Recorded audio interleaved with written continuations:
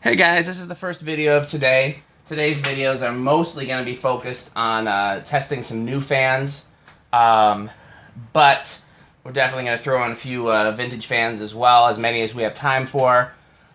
This may actually be the last shop day. I remember last time was the last official shop day, but I have some special stuff planned for today that I wanted to make sure we did at the shop, plus we wanted to get through a few other fans at the shop. So if we get through the new fans that we're testing today and enough of the vintage fans that are on the pile, then this will be the last day here, and we'll be doing everything at the garage from now on, which I'm excited about because it's 108 degrees up here right now, and it won't be 108 degrees in the garage. It'll be like 80 or maybe 80, 90 at the most, because it's pretty cool in the garage. So Tommy got this Starlet working, and I believe I actually gave it to him in exchange for some projects that he's helping me with. Is that correct? Mm-hmm. So this is Tommy's fan now, so it's no longer for sale. But I wanted to do a video of it because I've never videoed a Starlet before. So he kindly brought it back for video purposes. And yeah, so I think the only person that expressed interest in buying it was Brandon C. Johnson. So take that, Brandon. That's what you get for being a really nice guy. And if Tommy decides to sell it, I would ask him first since he's already expressed interest. But I think Tommy's going to keep it because it seems like a Tommy-ish kind of thing, doesn't it? Yeah. You know, Tommy likes Casablancas, especially quirky Casablancas. They don't necessarily have to be the oldest ones. Like, I only like the K63 era for the most part. And, you know, Tommy likes all eras if they're quirky. And, yeah, I think it's a Tommy fan. I think it's definitely fitting for him. But if, you know, he decided that he wanted to sell it or trade it, that's his prerogative, as Bobby Brown would say. So the light is drawing 0.65, and if I hold this down, does it dim? Yep. Okay, let's see how dim it can go. 0.19. This is a halogen bulb? Yeah, 75 watt halogen bulb. Okay. I have yet to test LED replacements for those. I'm sure there are some good options. So the low speed, 0.2. It's a pretty standard low for a Casablanca. Now, Josh complimented me in a past video for saying Casablanca correctly, but I'm trying to remember how I said it in that video. If I said Casablanca, or Casablanca, or Casablanca, or Casablanca. What is it? Will says IntelliTouch. Oh, yeah. Well, I always make fun of Richard Moss for saying originals, you know, because he's got that New Orleans accent, which is the greatest thing ever. Yeah. Yeah, well, them originals is how Richard, you know, how Richard says it. So that's low. Here's medium, and I'm getting some air from it, which is good because it's 108 degrees up here. Medium is only 0.29, so medium is not a huge jump. Metal Pete is like desperately hoping it'll give him some breeze because it's hot up here. After we do an airflow test, we can turn the industrials back on. Okay, that's pretty. High is only 0.42. That's pretty low, but it's a small fan with a spinner motor, so that's not surprising. Well, I think it's got the same motor as the 52-inch size. Yeah, but even if that's true, it would still draw less current with less of a load, at least theoretically. I'm kind of wired in here, so I can't do an airflow test, but you guys go right ahead. I forgot that in past videos I've had the phone charger plugged in over there. Okay, I'm definitely good. Yeah, it's a strong spinner motor. Spinner motor Hunter. Yeah, definitely on the high side because I can feel something. Which is pretty good for a small fan like that. Okay, why don't you guys turn? Let's do spin down. It's spinning down now. Why don't you guys turn the blender fans back on?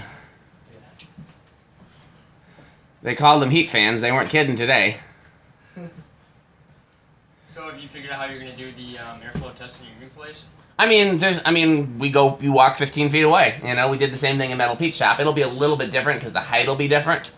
Yeah, we did it. You know, Yeah, but it won't be that big of a difference. I think the garage is maybe a foot shorter than where this bracket is. And I've decided I've got a wire mold box, so I'm gonna put a wire mold box up there, and we'll have that.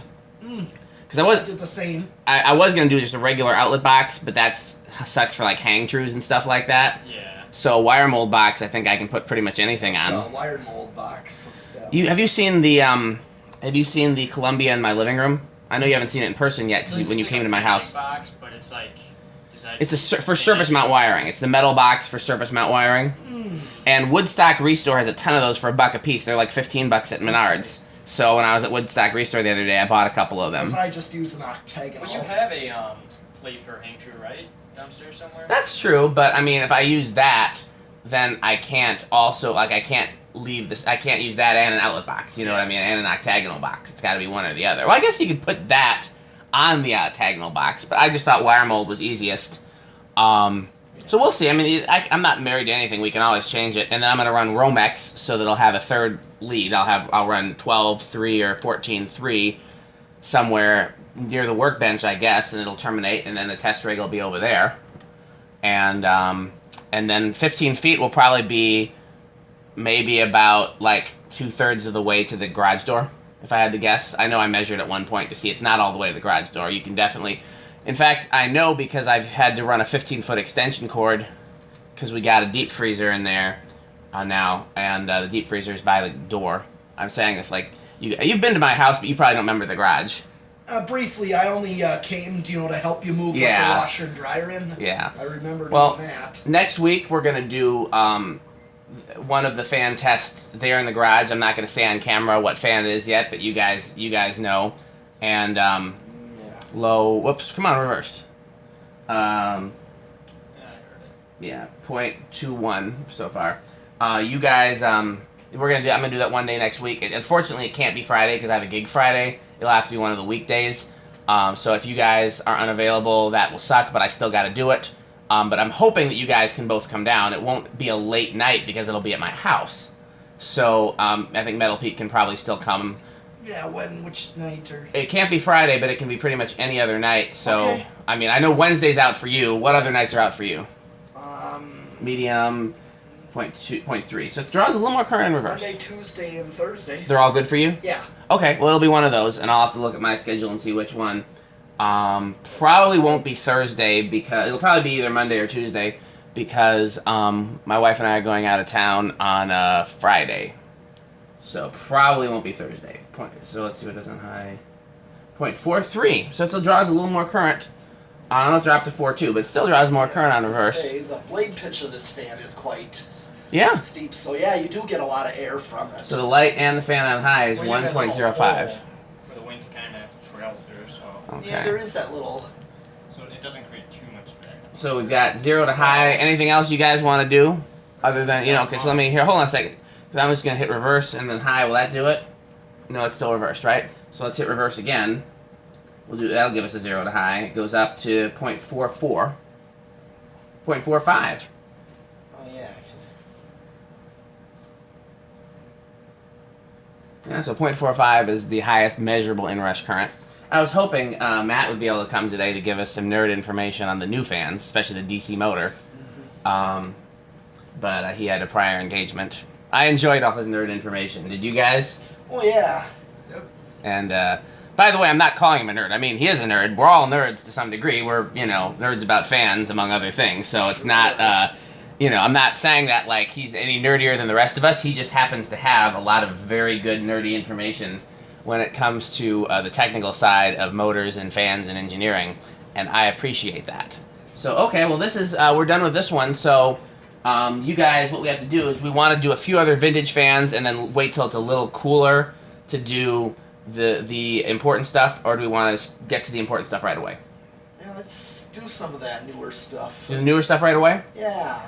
Okay, well, So I will do another video soon. Thanks for watching.